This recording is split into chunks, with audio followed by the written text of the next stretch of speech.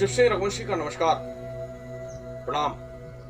साथियों, कई बार हमारे जीवन में ऐसी घटना होती हैं जो हमको आश्चर्यचकित करती हैं। कई बार हम देखते हैं कि कुछ लोग कम मेहनत में भी और बुरे कर्म करते हुए भी सफलता प्राप्त करते हैं, और कई बार अच्छे कर्म करते हुए, धर्म करते हुए भी वो सफलता प्राप्त नहीं कर पाते या असफल हो जाते हैं। तो हम दुखी मन होता है कि ये इसकी किस्मत कितनी अच्छी है कि बुरे कर्म करने के बाद भी वो इतनी सफलता प्राप्त कर पाया, इतने बड़े पद पर रह पाया, कम मेहनत करके इतना बड़ा पद कैसे मिल गया। और हम जिंदगी भर मेहनत करते रहे, परिश्रम करते रहे, धर्म पर चलते रहे, लेकिन उसके बाद भी हमें वो सफलता प्राप्त नहीं हुई। इसका मुख्य कारण यह है प्रारब्ध। हमारे धर्म शास्त्रों में प्रारब्ध का विशेष वर्णन किया है। एक बार एक पंडित जी थे जो दिन रात धर्म करते थे।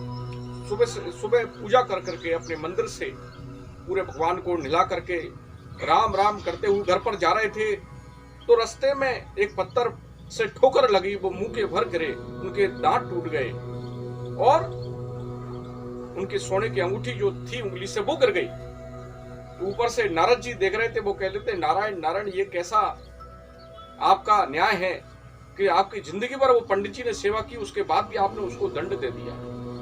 तो भगवान ने कहा मुस्कुराते हुए कि ये तो कर्म का प्रभाव है, प्रारब्ध है, आप तो केवल भजन कीजिए।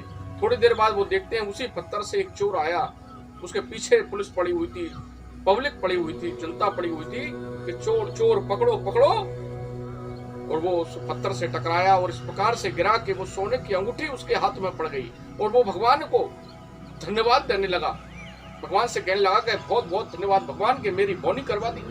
नारद जी को बड़ा क्रोध आया, भगवान के पास पहुंचे, ये कैसा न्याय है, जिसको दंड देना चाहिए उसको फल मिल गया, जिसको फल देना चाहिए उसको दंड मिल गया। तो भगवान कहने लगे कि जिस प्रकार से आप कह रहे हैं कि अच्छा कर्म करने के बाद भी उसको फल क्यों नहीं मिला, उसका कारण है प्रारब्ध। कि पिछले जन्म में ये पंडित जी बहुत बड़े ठग थे, गरीबों को ठगते थे। क्योंकि जन्म में अच्छे कर्म कर रहे हैं इसलिए इनके दंड को मैंने कम कर दिया है। अभी तो इनकी टांगें टूटना थी, इनकी आंखें फूटना थी, इनके पूरे दांत टूटना थी, एक ही दांत टूटा है, इनका तो पूरा खजाना लुटना था, तो केवल एक सोने की अंगूठी गिरी है। क्योंकि जन्म में कर्म अच्छे कर रहे हैं। और जो चोर था पिछले जन्म में बहुत धर्मात्मा राजा था, क्योंकि जन्म में इसको तो बहुत बड़ा जो है फल मिलना था, लेकिन चूंकि जन्म में बुरे कर्म कर रहा है, चोरी कर रहा है, इसके कारण इसको मैंने केवल एक सोने की अंगूठी दी।